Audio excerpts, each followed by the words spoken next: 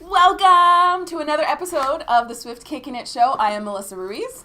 Tom, kicking it. The ninja. Kicking it. Oh, okay. No. I'm confused, and I'm Savina. She's legally trying to change her name to Confused. We'll see how that goes. We'll report back in a future episode. But thanks for joining us. Very excited that you are here. Wow. It is exciting to be here. I just got back from a trip to Mexico where I did a keynote at a conference down there, and we were doing something that we I've done in the past, but we did it in front of a group, a large group, and it was arrow breaking. So the idea, and if those of you the million of you who watch, who also follow me on Instagram, you'd see we did a video of us in the office, and you take the arrow, you put it right here, and the other person on the other side, and you're breaking through the fears, the past, and you break the arrow. You walk into an arrow with your neck. Sounds fun, right? Yeah, totally. It's actually, what's crazy about it, though, is that it's way less dangerous than board breaking, but psychologically way more scary. And so there was a verbal gasp in the audience when this woman stepped into it. And she broke it, and everyone went crazy and cheered for it. She didn't die. She did not die. She did not die. Yes, correct. Do you hear that little pause there? Wait, did she? No. Like, oh crap. So that happened. It was actually really cool. Arrow breaking coming to a training near you. Yes. And board breaking. That's board breaking. Can you imagine if you did both at the same time? An arrow into the board breaks the arrow. She didn't die. She didn't die. I feel like I'm just in danger of being near Tom at this point. So what are we doing today? Today we are talking about something that I think a lot of people have to navigate and manage. It's being a boss and having a boss at the same damn time. That sounds like two personalities. Like which one? Who am I today? I'm talking to you, then I'm talking to you. Yeah, exactly. That's exactly what it's like. Yeah, you have to switch on those different parts of your brain. Every day. Yes. Okay. But I have some... Do we have a guest? Of course. Is it us? Of course. No, it's not the stuff. No. The Sabina. Here's our guest. Yeah. But I have some fun facts about our guest. Our guest has 3 cats. That's zone defense at that point. That's one cat here, one cat biting your foot in the morning. Biting your foot? Oh, yeah. Don't the mess. Sheets. Oh. I've been there. I used to have 3 cats. I know this. I know this world. Explains a lot. It's not, yeah, continue. It's our like guest. hair everywhere. Sorry, okay. There's hair everywhere. Focus. Our guest, if given the opportunity, would move into a Target store. Like living. Humble abode Target. They have everything you need. What? #Target.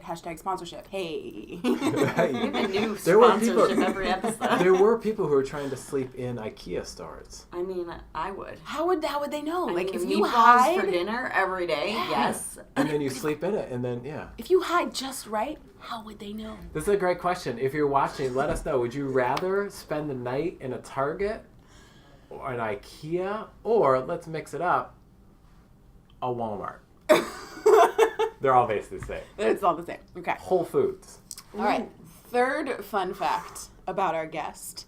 Our guest was nominated by the class of 2018 at the Columbia Business School for the Robert W. Lee Service Award for being an outstanding faculty or staff member. So our guest is pretty much awesome. That's baller status. Yeah, He seriously. gets the awesome award. I do feel like I should have worn like a button up for this then. Yeah.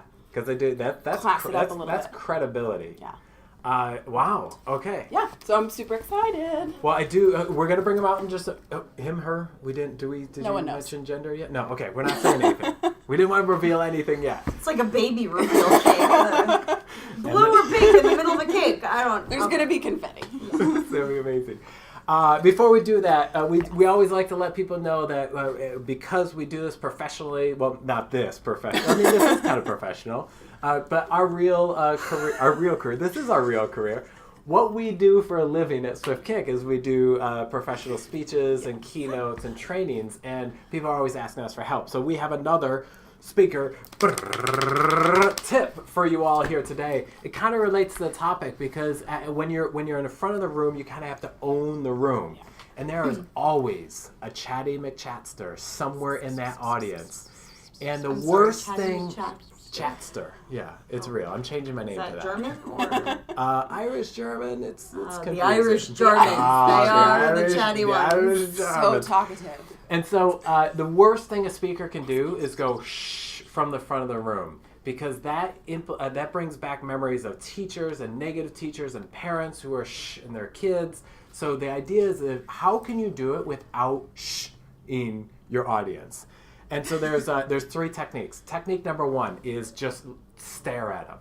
And if they don't shut up, here's technique number 2. Go and stand right next to them. But don't look at them at this point. You want to... Chambers not expecting that. I was not. Go stand physically near the group that's chatting. Don't look at them. So you're standing near them. You're showing your physical presence there, and continue to talk to the rest of the group. If that still doesn't work, this is the death moment. You take your hand and just gently put it right on the shoulder here, and they will instantly freeze.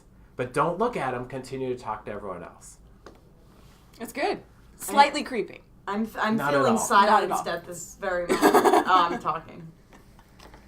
Yeah, that didn't work. I'm staring at you. Okay. Yeah. So there you go. Speaker tip. I feel like it's time. It's time. It's Are you time ready? to Did I reveal. build up enough anticipation Yes. For and love of Target?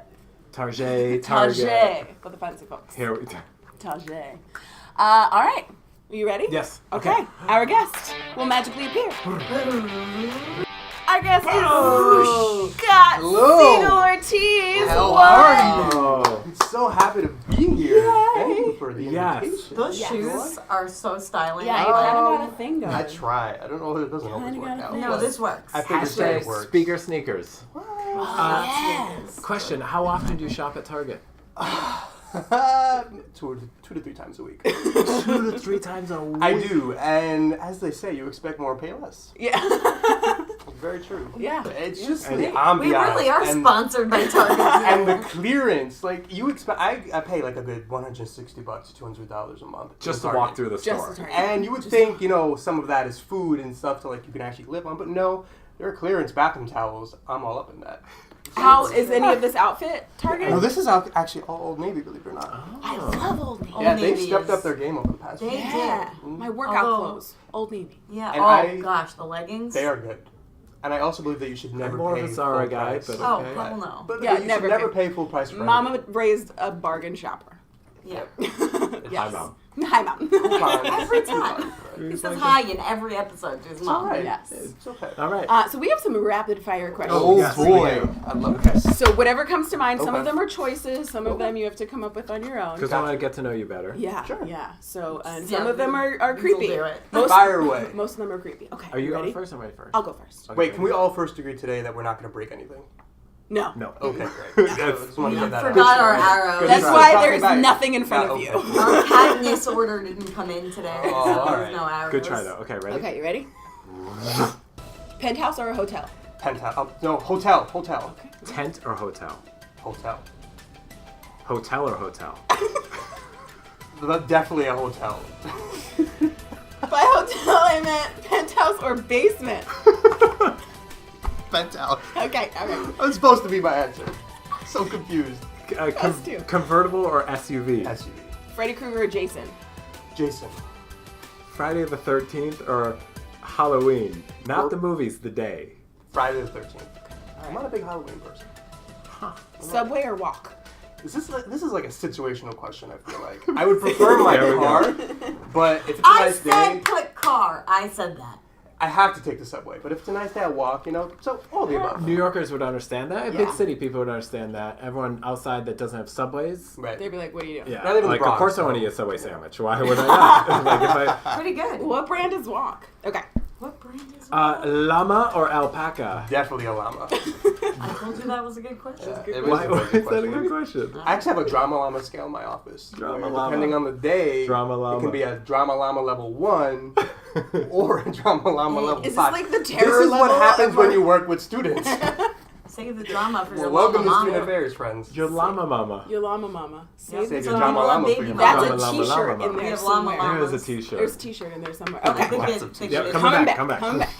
Favorite pizza topping? This is very controversial. I like pineapples and chicken. And I know that's a big deal. Together on a pizza. Yeah. With No, I'm cheese in. sauce Yeah. spread. You want to get pizza after this? Thank you. See, It's so much like the South and Hawaii come together. Pineapple and Hawaii. chicken. I'm all about inclusion. Don't hate. I love how I make my own jokes. You're the only one You're that the only one who loves that. I'm like having my own show over here. All right, Ask bring him it a back. question. Favorite dessert? Anything related to cookies. Ooh, yeah. Favorite G-rated curse or phrase? Crap. Is that G-rated? It's G-rated. I'd That's say a crap a lot. PG. It depends on who you're asking. Yeah. All right. That's it. I was looking That for was like pretty good. you Nice lint work. liquor or something, but all right. That was pretty testy. That was Yeah. I'm glad I got through That was that. aggressive. Okay, yeah. All right. Whew. All right. Nice All work. Nice Thanks. work. Yes, Oh, good job. Good yes. job. Yes. Wow. Anything Drama, with llama, cookies. llama, We're mama. gonna go get pizza and cookies after this. 'cause Oh now my I'm hungry. goodness, how do you know I'm starving right now? Don't worry, everyone. I had celery earlier. We're good to go. Yeah, look for a boomerang on his page of him eating celery. Real things I did today. Hashtag work. Scott, now that we know you, Scott, now that we know a little bit more about you, we want to learn your professional life. We want to Gotcha. dig into this topic, which is Having a boss and being a boss at the same damn time. Otherwise known as middle manager of purgatory. Middle manager purgatory. Yeah. new title for the show. It's good. It's good. Uh, So with that in mind, So the go question ahead. is, so in 146 seconds. Okay. 146.2 seconds. Give us your professional life story. Gotcha. Ready? Go. So I should have known that higher ed was in my future when I was elected to the sanitation commissioner position in 5th grade. But as most people in higher ed know, you don't know what your future is until you actually fall into it. So I started college in 2004. I was a first generation college student, had very little guidance, but I was lucky to sort of fall into a good group of people, a good group of students who were involved. I also was very lucky to gain a mentor in the director of student activities at that point. So my career path was actually communications. Shocker, right? So I wanted to go into advertising, marketing. That was certainly my thought process. And then I got involved. I got sucked in by orientation. I got sucked in by working in admissions, being on my programming board. I was a comedy chair. I mean, you didn't notice I'm kind of funny. And That makes two of us. No, I was just going to say, unlike Tom. I try anyway. modesty But- level 1,000 in this room. But the whole point of that is I had a conversation in my sophomore year with my mentor, and she was like, did you know that you can make a career out of this? And I was like, really? And that totally changed my life. I made the conscious decision to obviously finish my degree because communications is a valuable degree to have. But my internship junior year was being an orientation director for our orientation program. And then pretty much after that, it was all history. I started my professional career in admissions in 2008. Spent 5 years there. I got my degree in higher ed, my master's degree in higher ed in 2013. Then jumped to my first student affairs job in 2013. And then as of June, I'll make 2 years at the Columbia Business School working with graduate students. So I've had an opportunity to work with first generation. I've had an opportunity to work with all types of students, from undergrad to graduate. And I think that I really found my place because it's an amazing opportunity to make an impact, but to see your impact along the whole spectrum, it's been pretty awesome. That was, perfect. Done. Really? Wow, look at Exactly, that. point two. Wow. Point two. 46.2. I thought I was just going to go off on a tangent there. No. No, that's awesome. That's good to see the progression and how it happens. Because I feel like coming out of higher ed myself, you never are like, as a 6-year-old, what do you want to be when you grow up? Oh, Right. director of residence life. Right, exactly. Yeah, that never happens. So it's cool to see. Doctor people's- lawyer. I would doctor lawyer. But you think how every kid though sets up their little tent. They are directors of res life as kids. They just don't know. They don't know it Good yet. point. If you think about it, And you everyone should be in higher ed. Right. Yeah. and they're training them at a young age. Yeah. There's the little, you got the stuffed animals, and they're fighting, so you got to coordinate that. Someone needs to Gotta be mediate. Yeah, Never thought of it like that. Yeah. My Barbie's got Mind along. blown. I think this is a whole new training. a Res whole new life training. through the eyes of a kid's sport. Here's the Cabbage Patch doll. Oh, there's Cabbage Patch involved. I'm seeing this show crumble, already. Do people even know what a Cabbage Patch doll is anymore? Yeah. Oh, wait. Comment below. Because you were in high Cabbage school like Patches. 2 years ago. The question exactly though, 2 years ago. but this is how you divide generations though. Did you have the hard-headed Cabbage Patch Kids, or do you have the soft-headed ones? Because they finally realized those hard-headed ones were actually Dangerous. really dangerous. Do you remember the doll that like ate people's hair? Chucky? What? No, like there was a doll that was like supposed to eat food, but like kids kept getting their hair stuck in it, and then it would just like. Oh. Well. This was a big deal. When I was Anywho, 4. Scott. Hi. Hi. So in all of that, in your 5th grade sanitation officer position, all the way till today, what's maybe like one lesson that has kind of stuck out from the supervisors that you've had? That you're going to have good ones and that you're going to have bad ones, and that should never determine how successful you are in your career. I've had the opportunity over this year actually makes 10 years in the field, and I've had some good experiences, and what you take from those experiences is that you take advantage of it. You take advantage of the fact that they'll help you develop, they'll help you grow, they'll help you spread your wings and give you that opportunity to be successful. But then I've also had opportunities where I've had to rely on myself. I've had bosses who are totally hands-off, who totally are not invested and have other priorities or whatever, and that's okay. But the important thing is you should not let that ever stop you from like your drive, your motivation, and the belief that you could be great, because you have control of your career. No one else does. And actually, can I just ask a question to these two really quickly? On a scale of humble to great, how would you rate your supervisor or team member? Did you hear anything? I would like to keep my job a wind. today, so. There's a weird wind happening here. And it's really tall and has glasses. I like that scale though. Humble to great. Humble to great. What? Okay, so from all these bosses, what do you feel like you've learned by having a boss? So sure, you've had good ones and bad ones. Like by having a boss, what have you learned? I think that they're important. I think that regardless, they're important to your progression as someone who can help you advance in your career. I think that by having a boss, you learn what to do and what not to do. So like my supervisory skill, the way I handle relationships are determined based off of my own personality and how I like to do things. But at the same time, I've learned from people along the way to be like, maybe I should do that. Maybe I shouldn't do that. And like mix it up into how I'm my genuine self. So there's a great wealth of knowledge by having someone who is above you, and you can use that either way to create who you are as a supervisor. Yeah. Well, that's kind of a great segue into the next piece. What is one tip or trick that you can give our audience as far as being a boss? Everything is on an individual level. You cannot lead a team the same way. I supervise quite a bit right now. I supervise a couple of people, and they're very, very different in their personalities. And for me to go in there and treat them as the same, that would be bad. That would not help them. That would not help me. So by paying attention to their individual needs and wants, you sort of adjust your style to help them and push them forward and teach them what they need to be taught. Everyone's on a different developmental level. Like when you're out of school, you never stop learning, and you need to recognize that as an educator, as a professional, and this can go in any field, not just higher ed, of course. But you pay attention to them on an individual level to help them succeed in what they need to succeed, and not your sort of like your image of what they need to succeed. My social worker brain turns on. I'm like, meet them where they are. Right, absolutely. And you joke about it, but it's true. You have to meet them where they are, because that's how they learn. When you say that, it should be one of those "the more you know" Yeah, stuff. I was picturing Melissa's "meet them where you are" corner, like a little chair in the corner. Yeah. And then we all lean in like this. Just tell me about yourself. How does that make you feel? Do you prefer a hotel or a hotel? From humble to great. Weirdest corner ever. This corner is... Scott, what'd you say? So I asked before. I asked, what'd you learn by having a boss? What's the biggest thing you've learned by being a boss? That is not easy.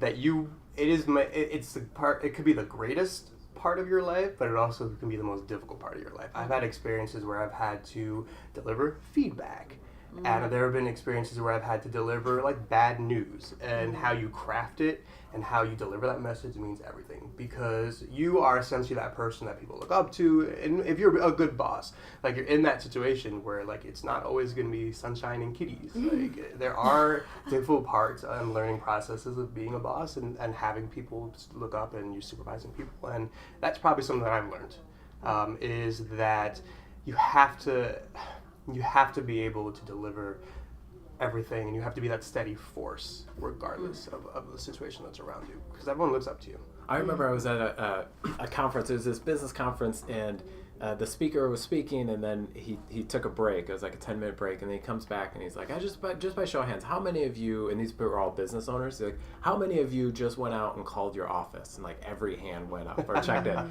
he's like, and how many of you tried to solve a problem while you were on the phone? And like almost all the hands stayed up. And I realized that like bosses and bosses of teams or leaders of teams, so often we think we have to solve every issue.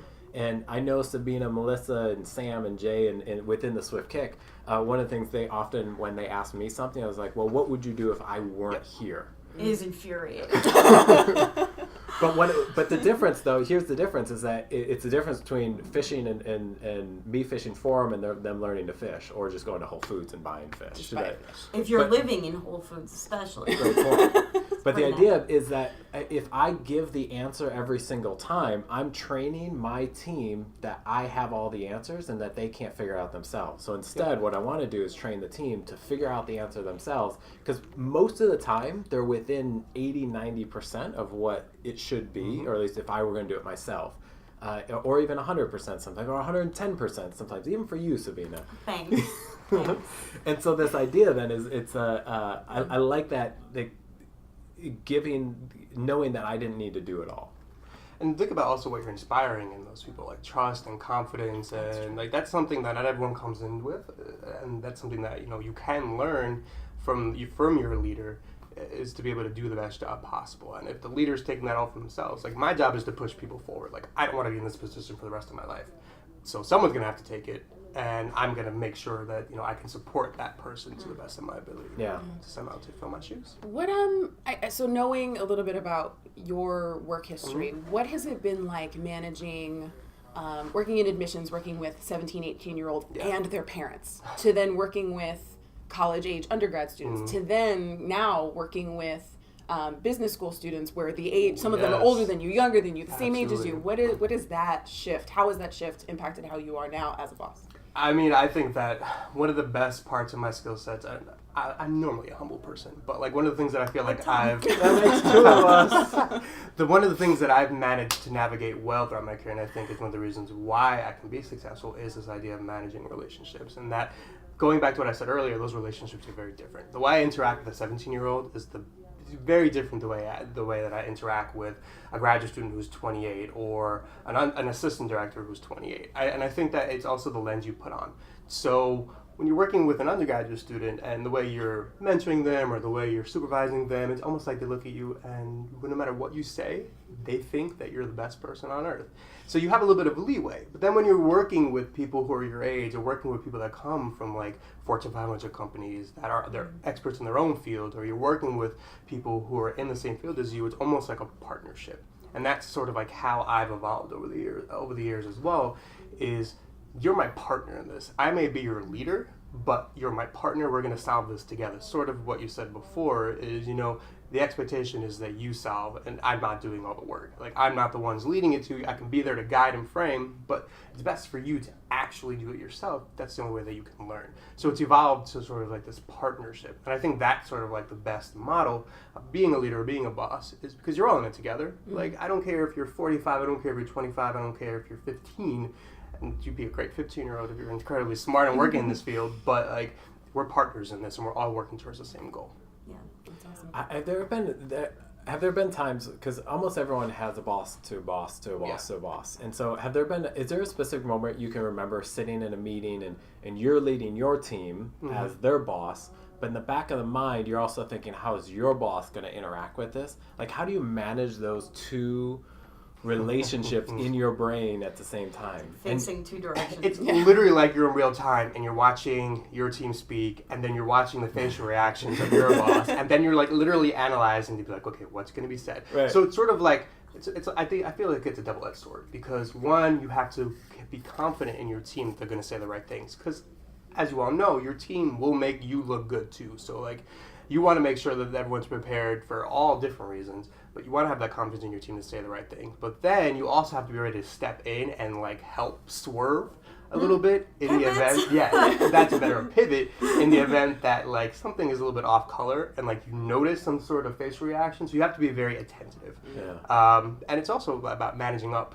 managing sideways, managing down, and like doing that all at the same time. And that's why I said like sometimes middle managing is like in purgatory, because you really don't know what's going to happen. Everything comes from all sides. And there are like institutes out there for middle managers, because it's probably one of the most difficult positions you can be in, because a lot of times you're working with senior people, and then you're also working with very junior people. And then how do you sort of be that supportive yet corrective yet like overall great leader that you want to make sure everyone looks good in the room. Yeah. Oh, I It's like not that. easy. When you said institutes, I was thinking like a mental institute. for No. middle managers, Oh, those are but- No, that's just this room right now. Listen, I just have a rich And internal you are our dialogue. leader. Yeah. Oh my goodness. All right, I have one more question Yeah, for you. sure. So around this relationship or this conversation of having a boss and being a boss, what are other relationships that you've either found important to nurture or even create to make you better and to make your team better, but then also, you know, what other people do you think are important? So when you work in sort of the higher education ecosystem, and this can again be transferable to really any job field, you are not working in a silo.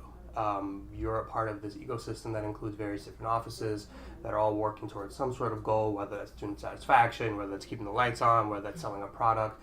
And the relationships that you form with your colleagues, I think, are very, very important, because that helps in a number of different ways. You build credit. So, I mean, working with people outside of your office, they don't know you as well, but the more you impress them, the more you can use that credit, where if something doesn't look right or something raises a flag, they'll come to you versus like going over your head to your boss, which has happened.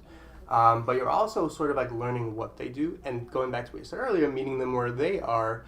I think that's also very important, because you're showing you're willing to work with them, and when you're willing to collaborate and when you're willing to work together, that's positive, because that can create a more pleasant work environment. And you'll always have a difficult person, but that doesn't mean that they have to be difficult for you. I've been in situations where I've been told that, oh, this difficult student, you know, they've been a pain in the butt forever, or this person's a pain in the butt working with that department. And then when I work with them, it's a very different story. It's like you never want to bring baggage into a new relationship, but it depends on how you work with them and how you collaborate and how you develop that. So I think it's incredibly important to work with people outside of your direct environment, because that just makes for a better, more collaborative, more positive experience. Yeah. And, That reminds me of that rat study with the dumb rats and the smart rats. Do you remember? Yeah. Remember that one? Please tell me about it. I'm very intrigued. Do you remember it? So Tom, the dumb rat. No. Wait a Walks second. into a That took a bar. turn for the worse. Hold Just on. kidding. Escalated. Yeah, they were Definitely fun. on the level of great and humble. Yeah. Did I make up for it? Sure. So there was some study that was like they took researchers, like scientists, and they put them in two different groups. They were like, okay, you guys are working with really smart rats. You guys are working with really dumb rats. Like two different people, like two different groups. And then they found that the ones who were, these rats were all equally dumb or smart. Like they're just rats. I don't know. So the ones who worked with the labeled dumb rats had like worse outcomes in their studies, like, oh, they're just not good at it. And the ones that had the smart ones, they were smarter by their standards. They ran through the race fast. Yeah. Interesting. And it's sort of like that. You sort of put what you think of the person on them, Yeah. or the rat in this case, and then they act that way. And that's what you were saying, like, don't just because you've heard someone's difficult doesn't mean you need to treat them like they're going to be difficult, because then they will be, because they're like, oh, well, if you think I'm difficult, then. Right. That same study was replicated in classrooms with teachers, smart students and dumb students. Well, and then the blue-eyed students and the brown-eyed students. Yeah. Yeah. The blue-eyed students are much more successful. I mean. So that, okay. Listen, my hazel eyes told me. OMG. You know it's bad when the acronyms show up. So yeah, that's Okay. rats. Interesting. Rats to Blue Eyes in Alabama. Wait, everyone. It's time for some shameless self-promotion. Okay. All right, that's us. Just please sit back. Okay. Yeah, sorry. Don't Watch mind the us, weird. Pretend I'm not here. Yeah. Okay. Hi, everyone. Melissa and Tom here of Swift Kick fame. We are here to take a moment out of this program to remind you all in TV land and YouTube land and Vimeo land and other lands that we do professional trainings for leaders on teams. On how they can run their teams and organizations more effectively. If you're interested, Melissa, where might they be able to find out some more information about what we do? So many places. SwiftKickHQ.com. SwiftKickHQ.com. Is there an echo in here? I have my own hype man. Hype. You can also sign up for our newsletter Newsletter. by texting Team Human to 66866. Oh, she said 66866. Yeah, that's how you can get involved. Great. So thank you, everyone. If you're interested in having us one of us come in and do some trainings, check out those places. Appreciate your time in this interruption into your day. Continue sipping your chai latte. Here we come back. Wow. And now back to a regular scheduled programming. Yes. All right. Well, we're back. Sorry Exactly about what that. he Okay. It's amazing how it works. Go with it. I mean, first you appear out of thin air, and I then know. babies are in the And then ceilings. Speakers, magicians, This is time magical here. travelers. This is a magical place. That's what that sweat bead is down my face. It's just magic. It's just a little excess magic. Liquid right there. magic. That's magic. I think, Sabina, should we play a Sabina. game? Oh, boy. Can we play a game with our guest? Absolutely. Yes. So, Could we? Could we please? Oh, surprise, we're going to play a game. Oh, yeah. Oh boy. so I was thinking about, having a boss, being a boss, and a lot of that is being on the same page, right? Okay. So I need to want to get change you on the positions same for this. page with each one of our lovely hosts here. Okay. We're going to play Mind Meld. Okay. So, if you've never heard of this, Nope. it's you probably haven't. I just made up a name for it. It's probably what happened. So, you're like, say it's you and Tom. You're gonna think of a word in your mind silently, Peanut butter. and Oh, I'm not supposed to say the word. Sorry, I wasn't there yet. Thomas. Thomas. Hi, Mom. And then, so it's gonna be you're gonna count 1, 2, 3, and you're gonna say the word at the same time.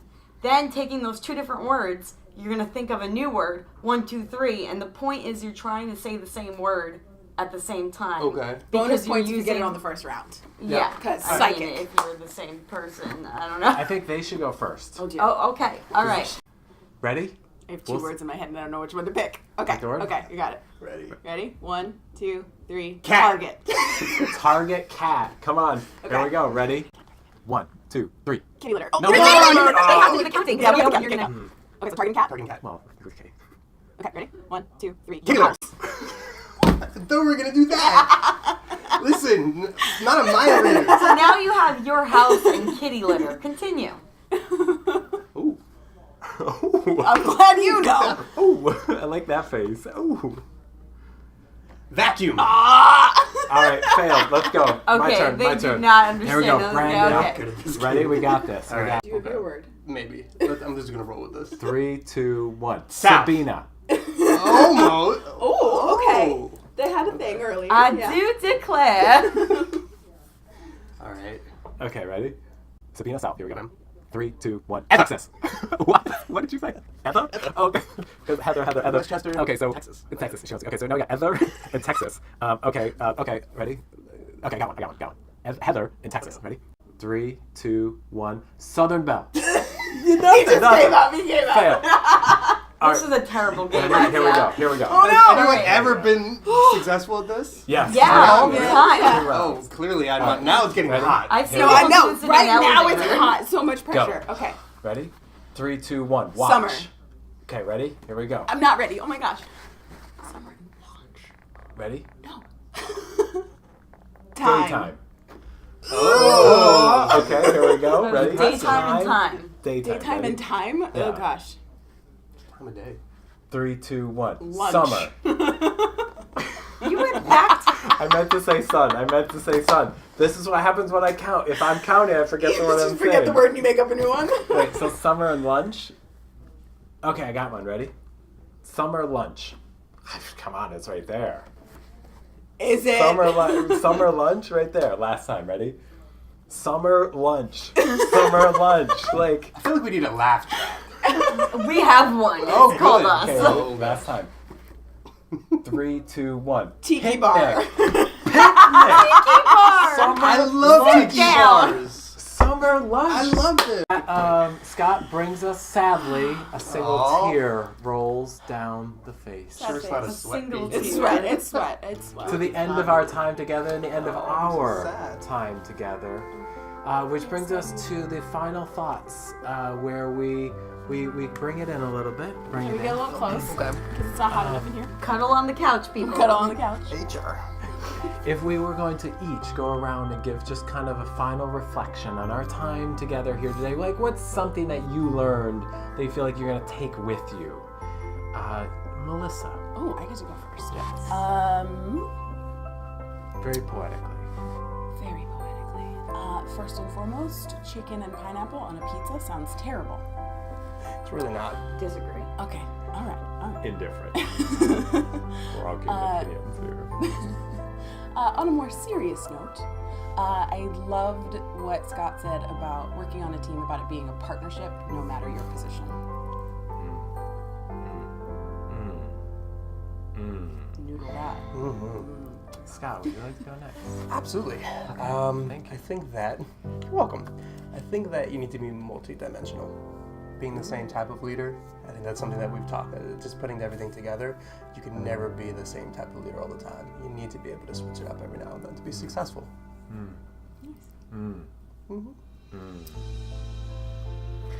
Sabina, Yes. would you like me to go next? I would love for you to go next. I've done a lot of this today. Something Scott said sticks with me around someone who's a difficult person doesn't have to be your difficult person. It reminds me of the energy bus and that having the right person in the right seat on the right bus is what's important to making a team dynamic work. So beautiful. Well, with that, Thank you Thanks. so much Wow. for being here. Thank you Scott. Wow. so much. We This has been have amazing. a little present. Oh, I love presents. Because you can't come here without. a weird card. Right, that's it. You You get get a a little this is piece great. of cardboard. I'm gonna put this up in my office. And it has your name on it. He's gonna frame that part. He's right gonna here. frame that part. That side he's gonna put up nothing. Underneath humble. Matches that picture. But we have a real present. This Yes. is a real one. Oh, there. A little birdie told us that you like hard cider. Dude, I love hard cider. At Well, the tiki bar. This is from the Taste of New York store, and so Thank you. it's got like I mean if you want to open it up, Well. this is just don't drink it right now. Maybe I've always wondered what that's It's 5 from. o'clock some. Does hard cider is it fermented? Like is there alcohol? Oh, Yeah. this is Pretty nice. Look, bottle. and it is a pretty bottle. I'm gonna keep this in my office for a rainy day. Like today. This is awesome. Thank you. Friends. and it's called Fujak. because it's a amalgamation of all the types of apples. In it, Wow. If you read that, so Amalgamation, your SAT word for the day. Yeah, for real. In fact, it's a blend of 5 New York grown apples. Ooh. But buy them. All Really right. Good stuff. Thank you, guys. well, Thank thank you. you. Yeah, thank you. And thank you. Thank you. And Make sure to click all the buttons that all of subscribe. them. Just every single one. Just all of them. Just start poking things until yeah. it See what subscribes you. happens. See what happens until things blow up, and then Yeah. you've gone too far. That's And then sign on to a friend's walking account. like a nuclear reactor. I'm gonna push this button. But click below to subscribe, and we'll see you on the next episode. There it is. Have a good one. Bye. Let's start drinking that apple cider. God, please. That hard cider. Woo! It got really hot in here towards I the end. told you. I think it was just like the mental like need. I've to use never my seen brain. any group of people fail so hard at that game. I'm